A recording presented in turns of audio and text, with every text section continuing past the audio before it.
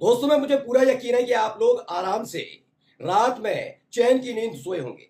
लेकिन यकीन मानकर चलिए, दो शख्सियत ऐसी हैं जो रात भर सो नहीं पाए। जी हाँ, मैं बात कर रहा हूं मोदी और शाह की। खबर यह है कि दूसरे दिन यानी आज जिस तरीके से एनडीए गठबंधन की बैठक होने जा रही है, उनको सबसे ज्यादा चिंता खाई जा रही है चंद्रबाबू नायडू की और तो और नीतीश कुमार की। पूरी रात जब आप सो रहे थे ना, उस वक्त एक बहुत बड़ा खेला हुआ है। बिहार से लेकर आंध्र प्रदेश तक सियासी बवंडर देखने को मिला है। खुले तौर पर ऐलान कर दिया गया है, मोदी नहीं, मोदी नहीं, मोदी नहीं। और इंडिया गठबंधन को सीधा सीधा समर्थन देने का संकेत भी मिल गया है। पक्के सबूत के साथ आया हूं, यूं ही नहीं हवा में तीर चलाऊंगा। आज मैं आपको दिखाऊंगा नीतीश कुमार से लेकर चंद्रबाबू नायडू क्यों, कैसे और किस लिए एनडीए से अपना पल्ला झाड़ने वाले हैं और इंडिया गठबंधन के साथ खड़े होने जा रहे हैं। चंद्रबाबू नायडू और नीतीश कुमार, इन दोनों पर आकर अब सारी कहानी अटक गई है। दरअसल 294 सीटें जो पाई गई, जो मतलब मिली एनडीए को, जिसको लेकर बड़े बड़े दावे किए गए थे, खुद को 291 सीटें मिल गई हैं। वैसे 289 थी, अब तक था 294, लेकिन 289 सीटों पर एनडीए सिमट कर रह गया है। इसमें 16 सीटें चंद्रबाबू नायडू की हैं और 12 सीटें जनता दल यूनाइटेड की है। यानी 28 सीटों का यह पूरा खेला है। इन 28 सीटों ने मोदी को बुरी तरह से फंसा कर रख दिया है। वहीं इंडिया गठबंधन ने एक ऐसा ऑफर नीतीश कुमार को परिणाम आने के फौरन बाद ही दे दिया, जिसके बाद मोदी और शाह की परेशानी बढ़ गई थी। सबसे पहले मैं नीतीश कुमार से जुड़ी खबरें दिखा रहा हूं। दरअसल नीतीश कुमार, खबर है कि नीतीश कुमार को फोन किया गया, लेकिन नीतीश कुमार का फोन लग नहीं पा रहा था। फौरन ही सम्राट चौधरी को वहां पर भेजा गया। सम्राट चौधरी को जब भेजा गया वहां पर, तो सम्राट चौधरी से नीतीश कुमार मिले ही नहीं। खबर मैं नहीं कह रहा हूं, देखिए एबीपी न्यूज ने कहा है, क्या लिखा। बिहार में खेला होगा, सीएम नीतीश कुमार से मिलने पहुंचे थे सम्राट चौधरी, नहीं हो पाई मुलाकात। खबर क्या है, नतीजे मंगलवार को आने शुरू हो गए रुझानों के में। बिहार की बात करें तो यहां जनता दल यूनाइटेड का बेहतर प्रदर्शन होने की उम्मीद है। इस बीच बिहार बीजेपी के अध्यक्ष और डिप्टी सीएम सम्राट चौधरी सीएम नीतीश कुमार से मिलने मुख्यमंत्री आवास पहुंचे थे, लेकिन तब तक नीतीश कुमार खाने के लिए चले गए और नीतीश कुमार से उनकी मुलाकात नहीं हो पाई।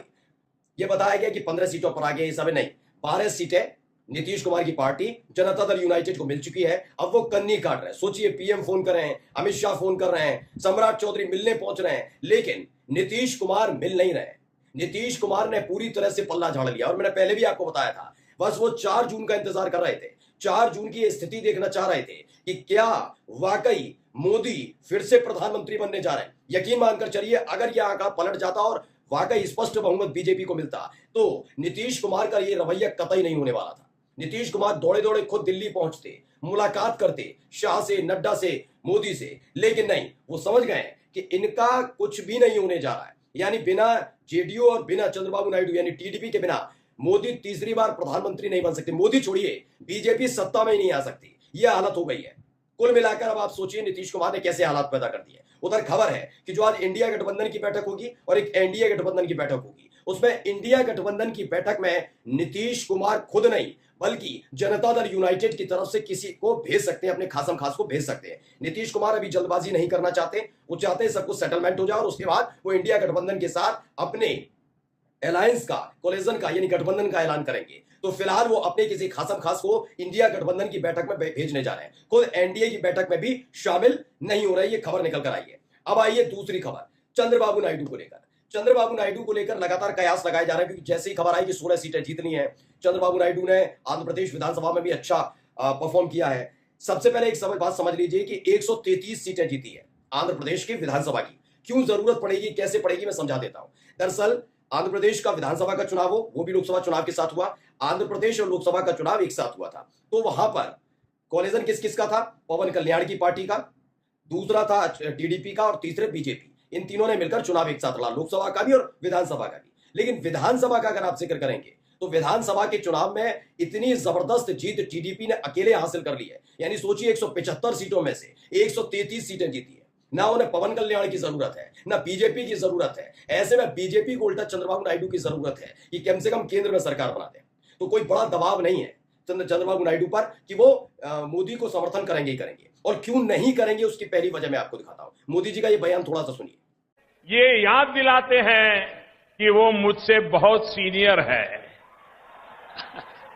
भाई, इसमें क्या विवाद है? आप सीनियर है, इसलिए आपके सम्मान में मैंने कभी कोई कमी नहीं छोड़ी है।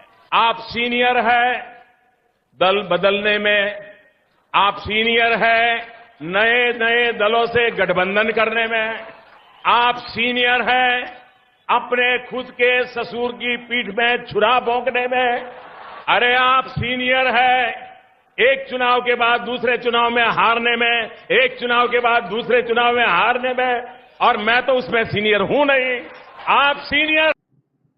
तो सोचिए, Modi ji senior junior junior senior ये किसी और के लिए नहीं, चंद्रबाबू नायडू के लिए कह रहे थे। अब आपको अमित शाह का बयान भी सुनाता हूं, कैसे भ्रष्टाचार के आरोप लगाते रहे, कैसे कोसते रहे। ऐसे में चंद्रबाबू नायडू ये तमाम चीजें भूलने नहीं जा रहे हैं। पहले उनका बयान भी सुनिए। चंद्रबाबू से बड़ा अवसरवादी नेता पूरे भारत के इतिहास में आपको देखने को नहीं मिलेगा। 1983 में कांग्रेस छोड़कर महान एनटीआर के साथ आए।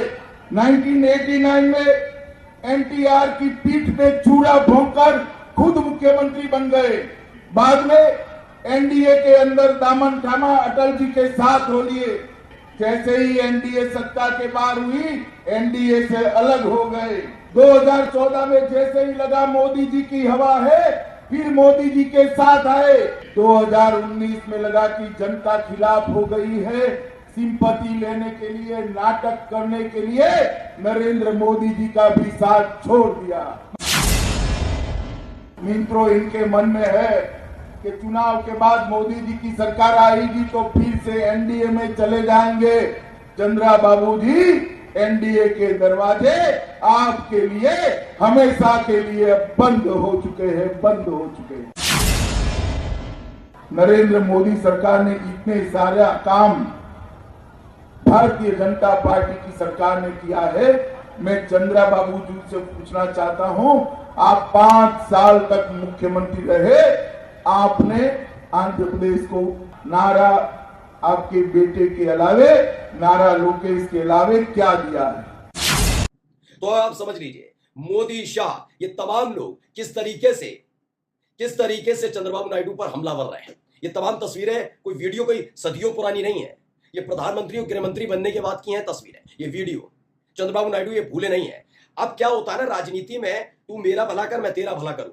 आंध्र प्रदेश में सरकार आसानी से बना रहे हैं चंद्रबाबू नायडू, उनको जरूरत नहीं है। ये पूरा देश जानता है, यहां तक कि बीजेपी के नेता जानते हैं किस तरह से मोदी शाह ने अपने विरोधियों को निपटाने के लिए, सिर्फ विपक्षी पार्टियों के नहीं बल्कि अपनी ही पार्टी के विरोधियों को निपटाने के लिए किस तरह से ताकत का इस्तेमाल किया, विपक्षियों को निपटाने के लिए ईडी, सीबीआई, इनकम टैक्स का इस्तेमाल किया। ये तमाम चीजें होंगी। ये बात चंद्रबाबू नायडू भी जानते हैं कि कल वो आंध्र प्रदेश के मुख्यमंत्री बन जाते हैं और किसी बात को लेकर मोदी या शाह से बैर हो जाती है तो उनके घर भी ईडी पहुंच सकती है, हेमंत सोरेन जैसा या फिर अरविंद केजरीवाल जैसा हाल हो सकता है। ये देश जानता है, ये सारे राजनेता जानते हैं। इसलिए एनडीए में खासकर मोदी के नाम पर मोहर चंद्रबाबू नायडू लगाने नहीं जा रहे। खबर है कि इंडिया गठबंधन से अंदर खाने डील हो गई है, चंद्रबाबू नायडू आने जा रहे हैं। 16 सीटें अगर मिलती हैं इंडिया गठबंधन को तो 28 और 34 सीटें ये कुल मिलाकर आपको आसानी से बहुमत तक पहुंचाने के लिए काफी हैं। इसके अलावा कई और सीटें हैं दोस्तों, जैसे आप देख लीजिए नगीना सीट, वो अभी नहीं काउंट की गई, तो यानी ये भी सीट इसमें हो जाएगी। नहीं, 272 का आंकड़ा बड़े आसानी से इंडिया गठबंधन छूने जा रहा है। मैंने कहा ना, कल रात को सब सोए थे, आराम से सोए थे, लेकिन मोदी और शाह बेचैन रहे, क्योंकि जो तीसरी बार प्रधानमंत्री बनने का सपना था, वो सपना पूरा करने के लिए उन्हीं की जरूरत पड़ रही थी, जिन्हें जेल भेजना, जिन्हें भ्रष्टाचारी बताना, जिन्हें पलटूराम बताना, जिन्हें अश्लील बताना, क्योंकि नीतीश कुमार के लिए कहा था ना, उन्हीं लोगों के इर्द गिर्द है। अब ये नीतीश कुमार हो या चंद्रबाबू नायडू, कहते हैं ना, कहावत है, आया पहाड़ के नीचे ऊंट आया, तो ऊंट पहाड़ के नीचे आ चुका है पूरी तरीके से। क्योंकि जब तक बहुमत में रहे इन्हें किसी की फिक्र नहीं थी, इसको भी जेल भेज दो, ये साथ नहीं आ रहा इसे भी जेल भेज दो, इस पर इसके खिलाफ ईडी की कार्रवाई कराओ, इसके खिलाफ सीबीआई की कार्रवाई कराओ, ये तमाम चीजें हो रही थी।